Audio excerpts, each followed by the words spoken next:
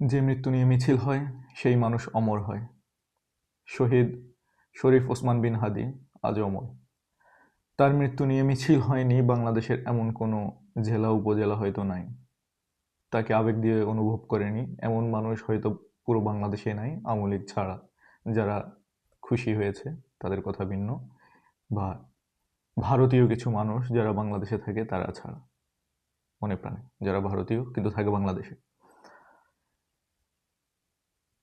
ওসমান হাদির আদর্শ কি ছিল এটা আমাদেরকে একটু বোঝার বিষয় আছে। ওসমান হাদির আদর্শ কি? ইনসাফ। উনি একটা কালচারাল মঞ্চ করেছেন, উনি সবসময় ন্যায়ের কথা বলেছেন। ওনার কালচারাল মঞ্চ ইনকিলাব মঞ্চ, ইনকিলাব কালচারাল মঞ্চ। এবং তিনি সবসময় বলেছিলেন যে আমাদের এমন একটা রাষ্ট্র গড়তে হবে, আমাদের এমন একটা সমাজ গড়তে হবে, এমন একটা আদর্শের ভিত্তিতে যে আদর্শে লিঙ্গ, ধর্ম, বর্ণ, জাতি, গোষ্ঠী বিভেদহীনভাবে আমরা ইনসাফ করব, আমরা ন্যায় করব। কারোর সাথে এই জন্য অন্যায় হবে না কারণ সে আমার ধর্মের নয়, কারোর সাথে এই জন্য অন্যায় হবে না কারণ তার লিঙ্গ ভিন্ন, কারোর সাথে এই জন্য অন্যায় হবে না কারণ সে অন্য জাতি গোষ্ঠীর। এটা ছিল শরীফ ওসমান হাদির ইনসাফের কথা। তাকে যখন বিভিন্ন বিষয়ে প্রশ্ন করা হতো সে সর্বোচ্চ ইনসাফ রেখে কথা বলার চেষ্টা করতেন, যেটাতে ন্যায় হবে, যেটাতে কাউকে ধুমড়ে মুচড়ে ফেলে দেওয়া হবে না যদি না সেটা অন্যায় হয়। আমরা কি সেটা করতে পেরেছি? যেটা শরীফ ওসমান হাদি যে পথ আমাদেরকে দেখিয়েছে, যে আদর্শের কথা বলেছে, সেই আদর্শ কি আমরা চলেছি? এখন আসি আমি একটা মুভির ঘটনায়। একটা মুভি, বেশ কিছু বছর আগের মুভি, বলিউডের মুভি। মুভিটার নাম হচ্ছে ও মাই গড। ও মাই গড এটা পারেশ রাওয়াল যারা চিনেন তাদের জন্যই বলছি, বা এই ভিডিও যদিও মূলত আমার জন্যই, আমার এখানে খুব একটা মানুষ দেখে না বা দেখার প্রয়োজন নেই, এটা আমি আমার নিজের জন্য করে রাখি এই ভিডিওগুলো। পারেশ রাওয়াল ওই মুভিতে নাস্তিক থাকেন। ওনার যদিও মুভির একদম শেষ পর্যায়ে তিনি আস্তিক হয়ে যান, তারপরেও উনি একটা বিষয়ের বিরুদ্ধে থাকেন, সেটা হচ্ছে ধর্ম ব্যবসা এবং ধর্মকেন্দ্রিক যে মূর্তির ব্যবসা হয়। এটা যেহেতু বলিউড মুভি সেহেতু ইন্ডিয়ার ধর্ম নিয়েই দেখানো হয়েছে। মূর্তির যে ব্যবসাগুলো হয় এটার বিরুদ্ধে ছিলেন উনি। মূর্তি নিয়ে এবং যেই টাকা উনি বারবার এটা দেখানোর চেষ্টা করেছেন, ওই মুভির মূল কনসেপ্ট এটা ছিল যে যেই টাকা পয়সা আমরা মূর্তি কিনাতে বা হচ্ছে মূর্তির বিভিন্ন কার্যক্রমে খরচ করা হয়, এগুলো যদি মানুষের মানবিক কাজের ক্ষেত্রে খরচ করা হতো সেটা আরো বেশি কাজে দিত। বা এবং উনি বারবার এটা বুঝাতে চেয়েছিলেন যে টাকা পয়সা আসলে মানুষের দরকার, ভগবানের জন্য, ভগবানের না। বা যেই টাকা আমরা ভগবানকে দিচ্ছি বা আল্লাহর পথে দিচ্ছি বলে দিয়ে দিচ্ছি, এই টাকা আসলে মানুষের দরকার। যদিও কনসেপ্ট ভিন্ন থাকে ধর্মে ধর্মে, তো আমি মূলত এখানে বলিউড মুভির কথা বলছি, তাই হিন্দু ধর্মের কথাই বলছি।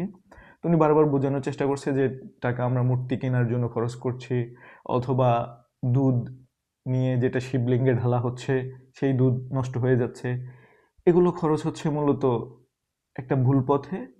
এগুলো মানুষের মানবিক কাজে খরচ করা উচিত।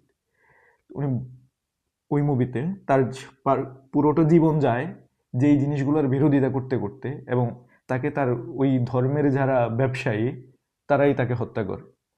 হত্যা করার পরে দেখা যায় তাকে দিয়েই আবার ব্যবসা শুরু হয়, যেই মানুষটার জীবন চলে যায় একটা আদর্শিক লড়াই করতে করতে এবং একটা বিষয়ের বিরোধিতা করতে করতে, তাকে দিয়ে ওই ব্যবসা শুরু করা হয়। যখন ওই মুভির হিরো মারা যায়, তাকেই মূর্তি বানানো হয়, তার মূর্তি বানানো হয় এবং তাকে নতুন ভগবান ঘোষণা করে দেওয়া হয় এবং তাকে দিয়ে ব্যবসা শুরু করে দেওয়া হয়। ঠিক একই কাজ কি বাংলাদেশে ঘটছে না গত কয়েকদিন ধরে? শরীফ ওসমান হাদির মৃত্যুর পর থেকে, তার শাহাদাতের পর থেকে একই কাজ আমরা করছি না? আমাদেরকে এই প্রশ্ন নিজেদেরকে করতে হবে। শরীফ ওসমান হাদি যদি ডাক দিত তাহলে প্রথম আলো, ডেইলি স্টার, কালচারাল যে কোনো স্থাপনা, ছায়ানট ইত্যাদি ভাঙার জন্য অন্তত 10 জন হলেও লোক যেত, 20 জন হলেও লোক যেত। সে এটাতে সাকসেস হতো কি হতো না সেটা পরের আলাপ, কিন্তু তার কথায় কিছু মানুষ যেত। সেটা কি সে করেছে? আমি স্পষ্ট মনে করতে পারি সে ডাক দিয়েছে প্রথম আলোর সামনে আমাদের কাজ নাই, যারা প্রথম আলোর সামনে গিয়ে কোনো একটা কিছু করছে আমরা তাদের বিরোধী। এটা শরীফ ওসমান হাদির কথা, কোট করছি আমি তাকে। প্রথম আলোর সামনে আপনার কাজ কি? আপনি প্রথম আলোর মতো 10টা পত্রিকা বানান। তার নিজের একটা আইডিওলজি আছে, আপনি আপনার আইডিওলজি দিয়ে পত্রিকা বানান, যেটা মানুষ যেটা ভালো লাগবে সেটা গ্রহণ করবে। তাহলে আপনি যখন প্রথম আলো বাংছেন, আপনি যখন ডেইলি স্টার বাংছেন, তখন আপনি শরীফ ওসমান হাদির বিরোধী।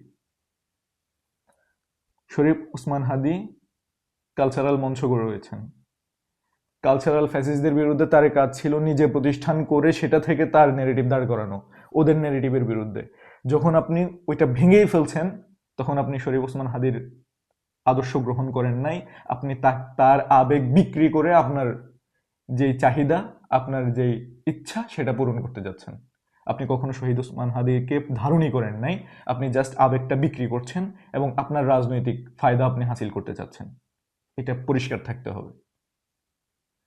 যখন আপনি কি চান এইটা আপনি প্রথম আলোকে দিয়ে বলাতে চান, আপনি ডেইলি স্টারকে দিয়ে বলাতে চান, আপনি ছায়ানটকে দিয়ে বলাতে চান, বা অন্য যে কোনো কালচারাল প্রতিষ্ঠানকে দিয়ে বলাতে চান, কিন্তু আপনার চাওয়া, এবং সেইটা না করার কারণে তার উপরে হামলা করবেন, ভেঙে ফেলবেন, তাহলে মনে রাখতে হবে আপনার জন্য হাসিনার প্রয়োজন নাই, আপনি হাসিনা হয়ে গেছেন অলরেডি।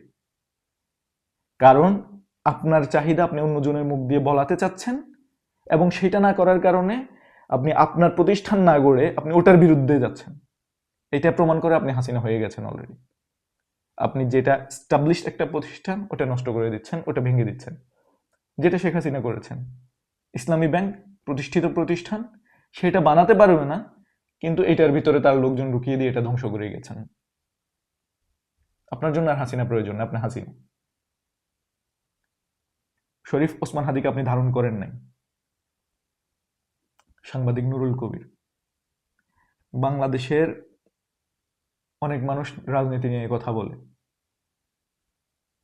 আমি যাকে সবচাইতে বেশি পছন্দ করি বাংলাদেশে, পুরো বাংলাদেশের রাজনৈতিক কথাবার্তা, এটা আমার অজ্ঞতা, আমি হয়তো অন্য কাউকে চিনি না, বা আমি ওনার চাইতে ভালো কথা বলতে বা ওনার চাইতে সবচাইতে যুক্তি নির্ভর কথা বলতে আমি আর কাউকে দেখি না। ওনার সাথে আমার দ্বিমত আছে। উনি ভাম গণনার রাজনীতি পছন্দ করেন, যার কারণে ইসলামিক যে রাজনীতি এটার বিরোধিতা করেন। এখন আমার কাছে কিছু কিছু ক্ষেত্রে মনে হয় ইসলামিক রাজনীতির বিরোধিতা করতে গিয়ে উনি ইসলামিক রাজনীতি যে একটা রাজনৈতিক ফেয়ারে থাকতে পারে, একটা গণতান্ত্রিক স্পেয়ারে থাকতে পারে, এটা অনেক সময় মানতে চান না, হয়তো বা, এটা আমার কাছে মনে হয়েছে, যদিও কখনো তিনি এটা বলেন না। উনি আন্তরিকভাবে, এবং উনি ওনার অস্থি মজ্জা থেকে শুরু করে ওনার পায়ের তালু থেকে মাথার তালু পর্যন্ত উনি একজন গণতান্ত্রিক মানুষ। যারা চিনে না নুরুল কবির সাহেবকে, তারা হয় ভণ্ড বিপ্লবী, না হয় তারা নতুন বিপ্লবী, তারা জানেই না, তারা বাংলাদেশের ইতিহাসে চেনে না, তারা বাংলাদেশ ইতিহাসের সম্পর্কে কোনো কিছুরই আইডিয়া রাখে না। এখানে দুইটা হইতে পারে, হয় তারা নতুন বিপ্লবী যারা বিপ্লবের ভান ধরেছে, অথবা তারা ভণ্ড বিপ্লবী, সেটাও বিপ্লবের ভান ধরা।